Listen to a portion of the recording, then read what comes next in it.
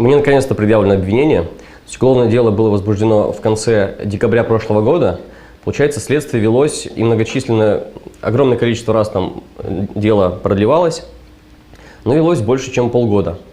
Мне наконец-то выдвинули обвинение по, если я не ошибаюсь в юридических терминах, 9 эпизодам преступлений по 3 составам.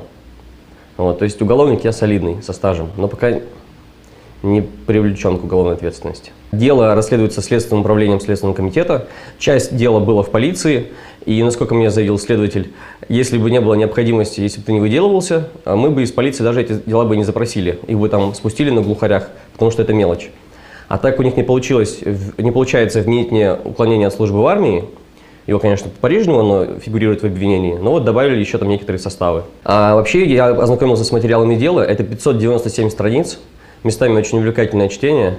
Там есть все, мне кажется, про меня, от и до, то есть очень хорошо прошерстили. Я хоть и не Алексей Навальный, но изучали тоже основательно. То есть нашли, мне кажется, каждому можно найти, но мне тоже нашли, что вменить. Вот познакомился, и сейчас будем ждать, сейчас дело будет передано гособвинителю, потом я буду ждать повестки из суда, будем судиться. Здесь ситуация двоякая. С одной стороны, я понимаю прекрасно, что я не виновен, и в нормальном государстве, при нормальном там, юридическом, когда работает закон, я, соответственно, не виновен, и меня отпустят, и, там, прямо завтра бы закрыли дело. Но ситуация в России складывается таким образом, что гонения различного рода на политических или общественных активистов, они в тренде, и вот я в тренд этот попал. Либо эта реакция продолжается еще с знаменитого митинга 10 декабря 2011 года. История с Путиным, с оскорблением должностного лица закончилась тем, что дело закрыли. То есть на сайте Генпрокуратуры появилась информация о том, что дело закрыто в связи с отсутствием состава преступления. Это все. То есть оно длилось там 3-2 дня. Эта история, конечно, дала очень большой опыт мне, некий опыт сиюминутной публичности и известности в интернете, но она того не стоит. Я, в принципе, не очень конфликтный человек, несмотря на там, отчасти спорную некоторую деятельность, которую я веду. Я не конфликтный, и мне это не надо. Если бы сейчас эта история была, я бы так не писал.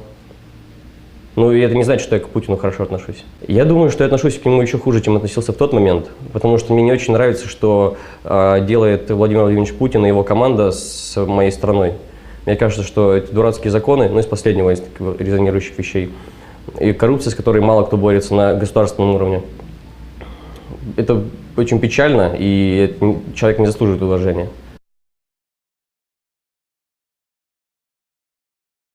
С мемориалом и с членами мемориала у меня отношения хорошие. То есть личных конфликтов у меня ни с кем нету, и никто мне в упрек не ставит после личного общения, после того, как я стал главным редактором «Твоей параллели», никто мне не ставит в упрек это. То есть я объяснил, что мне поступило предложение, некий вызов, справлюсь, не справлюсь, как я буду реагировать, как я буду жить в такой ситуации.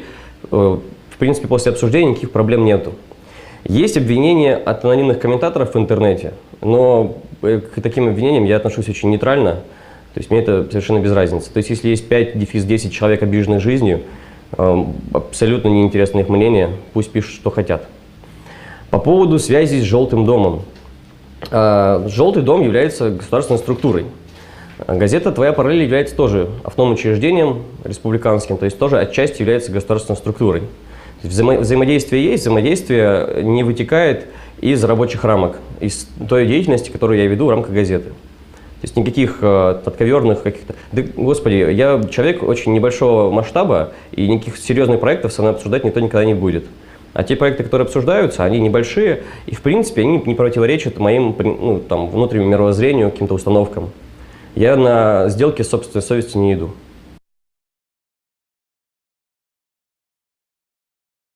Было поставлено очень много задач перед редакцией, передо мной, перед газетой. Очень много из них не получилось реализовать по объективным причинам. Я не оправдываюсь, просто есть действительно вещи, которые не пошли. Мы провалили полностью подписную кампанию. Видимо, мы недостаточно уделили этому внимания. Мы очень плотно работали с Министерством образования, потому что мы хотели, чтобы республиканские подведомственные учреждения, то есть это школы, училища, чтобы они подписались на параллель, потому что они читают, у них есть заложены деньги в подписке, но они почему-то подписываются на издания не республиканские. Вот. Было бы логичнее, если бы они читали нас. Но тем не менее, вот, совместная работа тоже не принесла никаких успехов. И все это на фоне огромного дефицита денег. У газеты денег нету, и в этом году стало еще меньше. То есть чуть ли не в 2 раза сократили финансирование, несмотря на то, что мы представили план ФХД, финансово-хозяйственной деятельности, в котором была отражена реальная ситуация. И нам этот план утвердили, но денег стали давать там чуть ли не в 2 раза меньше. Недавно на сайте Коминформ появилась информация о том, что государство прекращает со мной контракт. В принципе, в течение года со мной контракт разрывался уже не раз. То есть это не потому, что он каким-то образом случайно был конфликт и разрывался. Это нормальная юридическая практика. Когда контракт не продолжается, он просто заканчивается один, потом возобновляется следующий.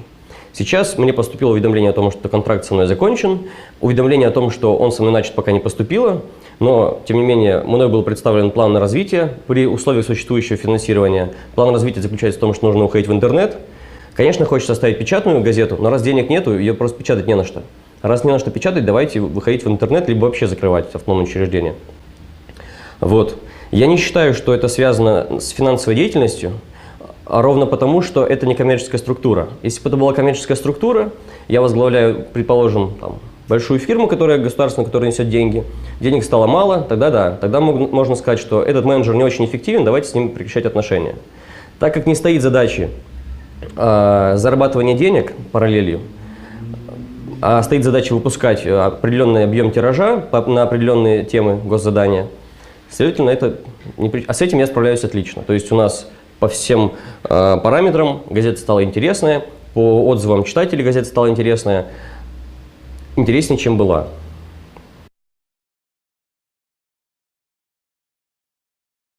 Когда государство, я подхожу к теории, к самому слову государство, как к производному от теории общественного договора.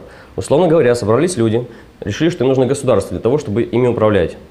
И государство, которое выполняет роль некого регулятора, оно говорит, вот есть деньги на газету, и газета нам нужна под общественные нужды, под нужды тех людей, которые на нее дают финансирование, свои налоги. В госзадании есть список тем, начиная от информированности целевой аудитории о деятельности правительства республики, о деятельности главы республики, о донесении некой политики Министерства образования, агентства по спорту, до пропаганды здорового образа жизни, просветительских функций, экологических функций, пропаганды волонтерства. То есть я прочитал этот список, отличный список тем очень важных. Все наши публикации в той или иной мере касаются его. Я не знаю, что первичней. Мне сложно определить и найти себя в обществе нашем. Но это такая откровенная весьма вещь. Я не знаю, чем заниматься. Я не знаю, что у меня лучше получается. Что-то получается. Какие-то вещи получаются, какие-то вещи не получаются. Но не хочется заниматься просто каким-то делом, потому что оно идет хорошо. Хочется заниматься делом, которое вызывает какой-то отклик в душе, какое-то большое удовлетворение внутреннее. Я пробую себя, я хочу быть полезным, хочу делать конструктивные вещи, которые потом будут некоторым фундаментом, возможно, для чего-то большего. Я занимался некоторым бизнесом, у нас был рекламный бизнес, он по-прежнему идет, просто, что о нем говорить, есть заказы, есть. Была кухня суши, теперь мы занимаемся антикафе. Когда посмотреть просто на идею со стороны, кажется, что она не очень бизнес-выгодна. Но если взять калькулятор и посчитать, то оказывается, что это хорошие деньги. Мы вложили туда определенные средства, они неплохо отбиваются назад. Я считаю, что антикафе вполне может просуществовать в том формате года-два. Как пойдет потом тенденция, я не знаю. Но за 2 года можно вернуть вложенные деньги неоднократно назад. Там все хорошо. У меня трудоустроено сейчас 6 человек. 6 человек, которые зарабатывают себе на жизнь. Они переезжают, кто-то начал снимать квартиру, кто-то каким-то образом развивается, копит на учебу, на поездку на отдых. Это люди, которые стали самостоятельными благодаря тому, что начал существовать вот этот бизнес. Некоторые бизнесы, они не получаются. И я подхожу к этому немножко философски. Я знаю, что между мной и неким глобальным успехом или глобальной большой целью есть ряд неудач. Они уже мне предначертаны. Они были предначертаны еще до того, как я решил этим заниматься. И каждую неудачу я воспринимаю как шаг к поставленной цели. Неудач было не так много, чтобы я смог отчаяться, но они были большие успехи, были неудачи. Но в целом вектор правильный, каждый следующий проект больше предыдущего, и амбиции растут в данном плане. Мне кажется, что это является свидетельством о том, что я движусь вперед, движусь в нужном направлении, к нужной цели. Нету ни одного проекта, который ничего не дает взамен. То есть самый большой провальный проект, он принес мне минус 100 тысяч. Минус 100 тысяч в течение полугода – это не очень большие деньги, но это громадный опыт. Это люди готовы платить гораздо большие деньги, чтобы получить этот опыт.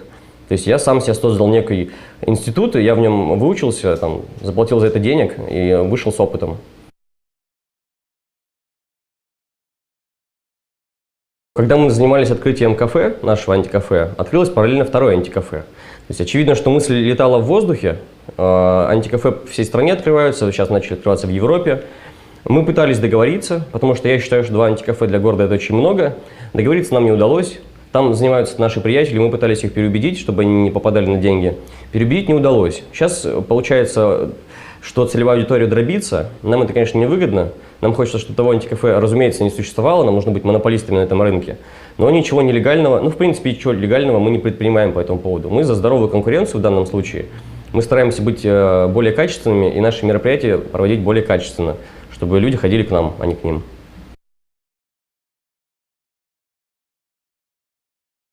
Есть мнение, что я за последние пару лет обзавелся некоторыми знакомствами и могу их использовать для привлечения, среди чиновников, и могу их использовать как административный ресурс для помощи самому себе.